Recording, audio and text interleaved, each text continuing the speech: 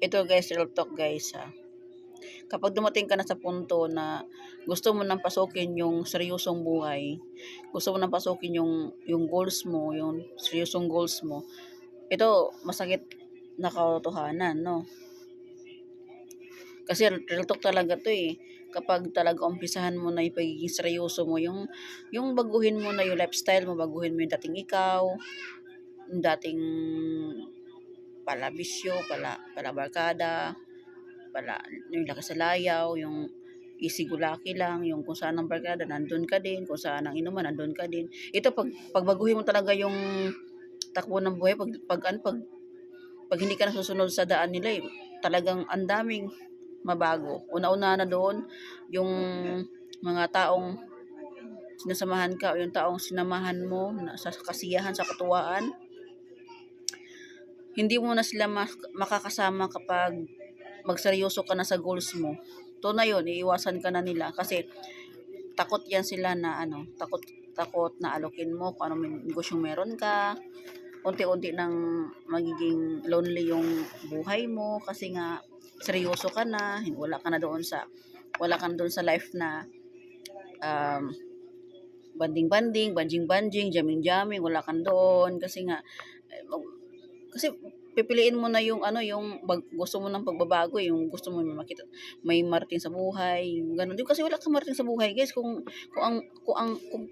you still joining the companion lalo na sa bisyo, wala kang doon, wala kang mapapala doon. Tsaka kung gusto mong umangat talaga, gusto mo bago yung buhay mo, lumihis ka ng daan.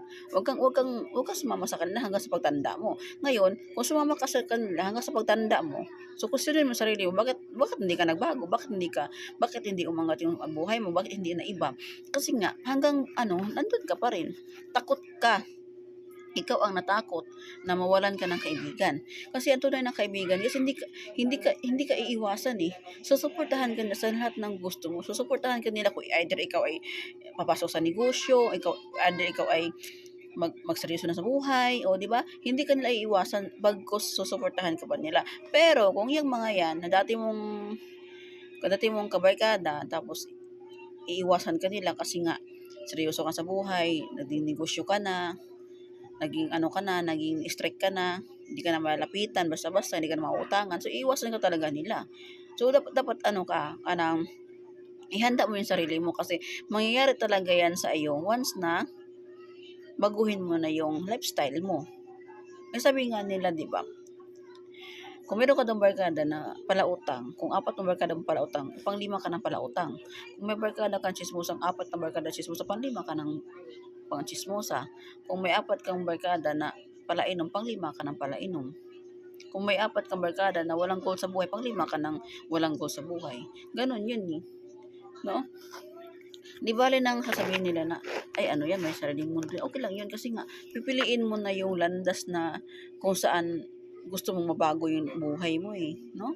Ito, masakit ang katotohanan kasi ako napagdaanan ko din yan sa dami kong kaibigan, sa dami kong friends sa Facebook. Iba dito pag natamaan sa mga vlogs ko, kasi real talk ako eh, nag-unfollow, nag-unfriend ako. Wala akong pakialam na kung i-unfollow nyo ako, i-unfriend nyo ako, wala akong pakialam. Kilala ko kung sino yung nag-unfriend sa akin, kilala ko kung sino nag-unfollow sa akin, mga kilala ko before. Wala akong pakialam. Hindi kawalan sa akin, hindi kayo kawalan sa akin. Kung i-unfollow nyo ko, i-unfriend nyo ko kasi natamaan kayo sa mga vlogs ko, kasi nag-real talk ako, okay lang yan. Kung dyan kayo masaya, go. Okay lang sa akin yun. Ito nga eh, yun ang masakit eh. Ang Pinoy kasi guys, once na matamaan yung ego nila, masasaktan talaga yan sila. Sasabihin na sa'yo, grabe naman to, napakaano naman. O grabe no, grabe daw, di ba? Eh, yan ang hirap sa inyo guys, no? So, yan na nga, no? So, yan na. Marami akong kilala na, ayun, umiiwas. At ito pa masakit, no? Kung papasok ka na sa negosyo, akala mo, yung mga taong malapit sa'yo, yung mga taong kasama mo sa kasiyahan before, akala mo sila ang unang join o sila ang unang mapapasok mo sa network mo. Pero hindi. 100% guys, 100%. Maniwala kayo sa akin, hindi. Kasi once na magdinegosyo ka, hello strangers tayo dito. Oo. Huwag kang magdepend dun sa mga kaibigan mo, yung mga kaibigan mo nasa kasiyahan lang. Makikita mo lang sa kasiyahan, pag may pera ka, inuman, katuwaan. Pero pag negosyo na pag-uusapan, ako, lilis yung mga yan. Maraming rason. Tunay, maraming rason. Kaya wag kang mag-expect na magdinegosyo ka, marami kang kaibigan, susuportahan ako nito. Even tindahan nga, di ba? Hindi. Even kung may tindahan ka, hindi ka susuportahan ng mga yan. Kasi takot ng mga yan, mas aangat ka pa. Ang gagawin nila ay iiwasan ka. Ganun ang kalimitang nangyayari. Kasi ako napagdaanan ko na yan. Sa 5 years ko sa business industry, wala akong karanasan. Ang dami kong karanasan. Masakit sa katotohanan. Masakit ang katotohanan. Even na kamag-anak mo, kapatid mo, iba nga dyan, mister mo eh. Mismong mag-ano sa'yo, maging negative sa papasukin mo landas. Kaya nga sabi ko, dapat kung piliin mo na yung yung seryosong buhay, no? Kung kung, kung pipiliin mo na yon, dapat handa ka. Ready mo yung sarili mo. I-ready mo yung puso mo, utak mo, hindi lang yung utak pati puso. Kasi masakit talaga guys na ibaliwala ka lang ng mga taong dati mong kalapit. Na yun pala, sila yung unang-unang magno-no sa'yo.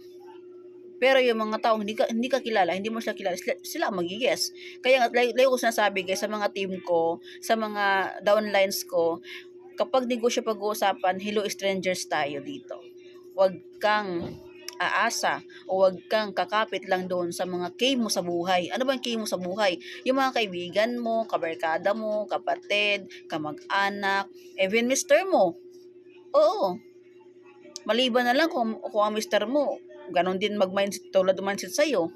Pero bihira lang ang ganon. Sa mag-asawa, meron talagang isa hindi utak negosyante. Maniwala ka sa hindi, merong ganon. Either si Mrs. utak negosyante or either si Mr. utak negosyante, si Mrs. naman hindi ganon or si Mr. hindi ganon.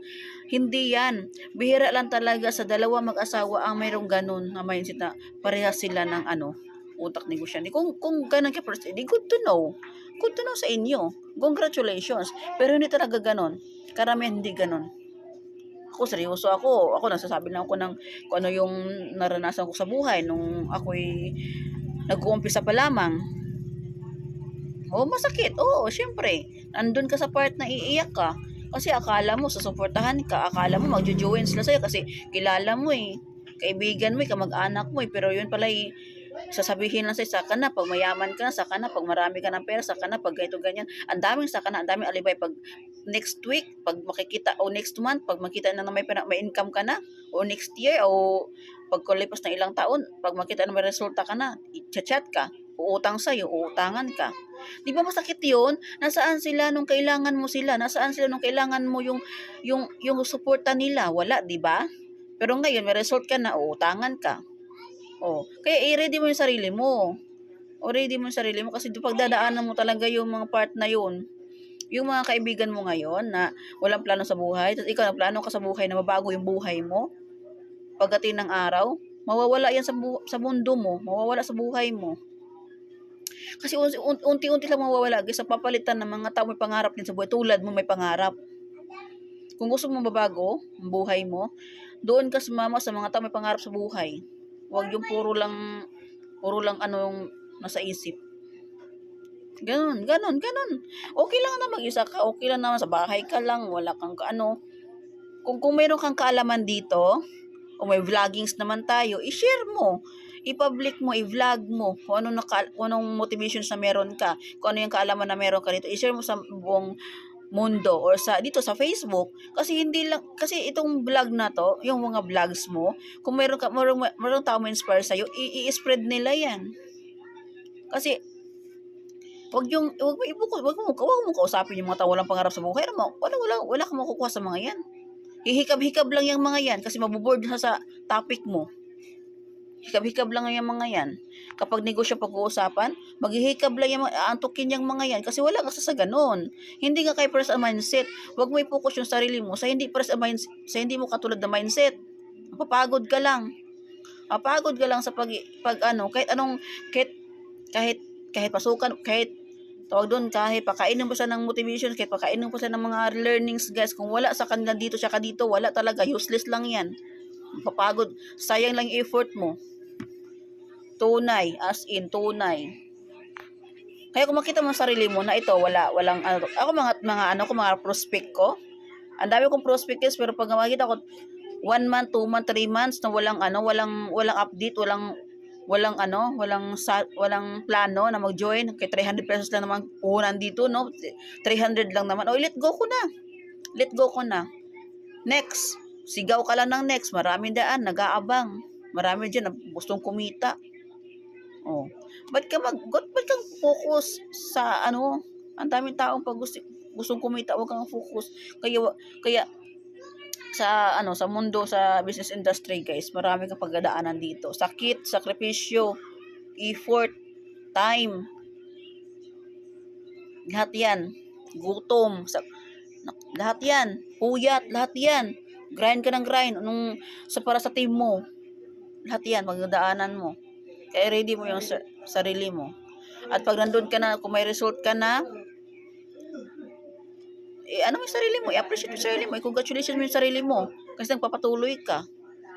Nakaya mo. Kahit na wala ang suporta ng mga dati mong kaibigan. Patunayan mo sa kanila na tama yung pinili mo. At the end of the day, masasabi mo din sa sarili mo na tama pala ang desisyon ko. Na baguhin ko, na iiwas ako or hindi ako susunod sa daan nila.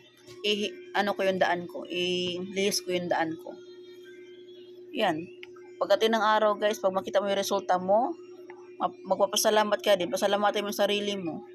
Kasi wala namang ibang kikilos kung papasok ka sa sa seryosong buhay. Ikaw lang din naman eh. Hindi naman sila eh. Hindi naman sila mapapaangat sa'yo, kundi ikaw eh. Ikaw naman eh. Diba? Ano na, pakatatag lang. Magpapakatatag lang tayo. Kasi sa mundo ng negosyo, guys, may ups and down. May ups and down talaga. Hindi yun maiiwasan na meron talagang down.